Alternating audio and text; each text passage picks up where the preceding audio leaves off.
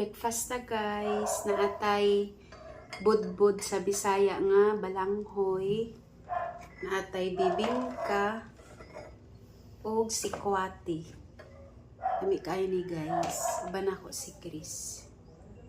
So kaunta, kami kayo ang breakfast. Hatag na to kay Chris.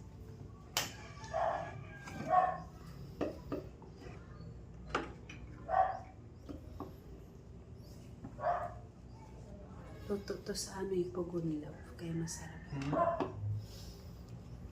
Kami humot kayo guys. Ha? Mabango. Iya, grabe ang bango.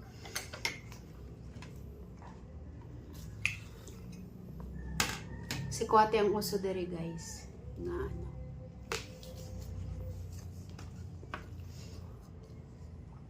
Lamit laba.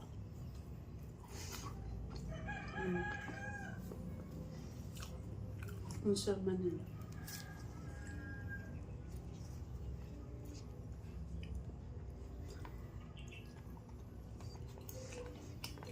Sarap din. So madatik.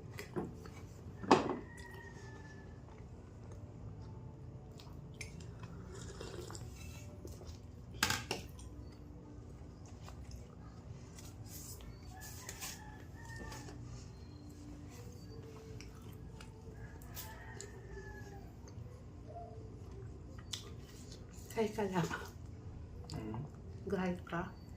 Kaya lang may Sarap. Ang sarap naman ito.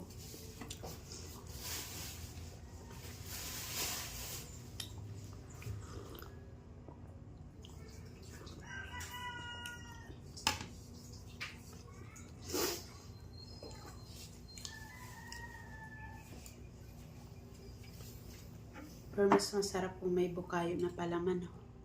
Itong somon. Ito ba yung mayroong bukayo minsan yung latik? Yeah. Or pati yung budbud na Sarap. kamote. Ito.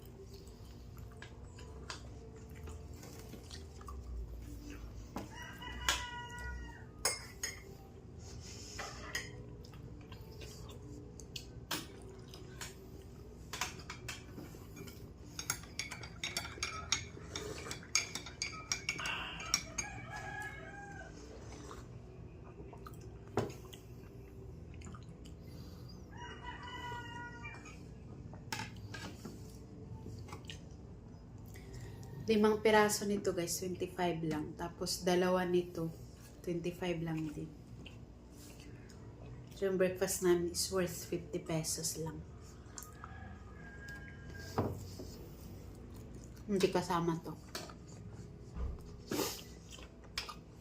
Sarap. Nag-enjoy ka? Sarap. Harap no? Ilan yung suman mo na nabigay ko? Dalawa. Sa'yo na to. Ako sa mati. Happy yun tayo. So, dalawa kalahati daw kami.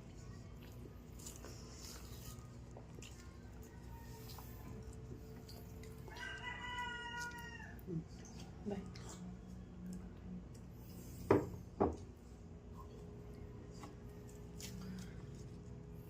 Sarap no? Buti doon tayo bumili.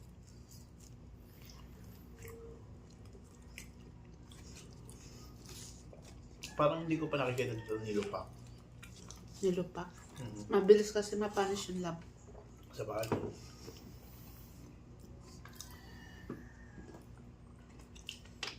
Mabilis lang naman yun eh. Gusto mo tayo gumawa. Pwede.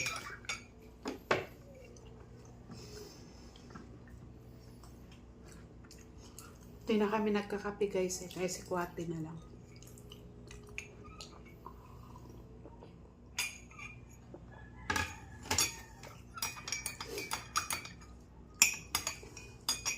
Gusto ko na agad ako love.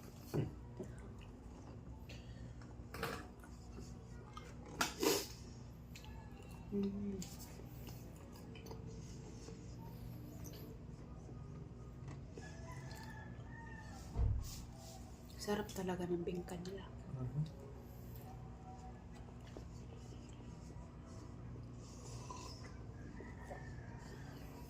Lupa bibig ka. Gusto mo na ako. Kabigat yung bibig ko sa tiyan. Yeah, rice to, di ba? Ang size ba to? Ano to, malagkit na pinino. Ah. Akala ko yung nyug na bibig ka. May kasamang niyog to. Ang gusto ko matikman yung gawa sa kamuting kahoy. Kamuting ka ito lang. Hindi yung niluluto sa abao. Kasaba cake. Hindi, yung ni-steam sa, parang pinisip Ah. sa abao. Nakikita natin. Napapansin ka sa agad yun kasi may niyog. Pag ginawa yan, kailangan sa bahay yun. Kailangan gagawa. So na ako Kayo- guys. Bigay ko na to ano? kay Chris. Thank you. Bye-bye ka rin, love. Makita ka naman. Hmm?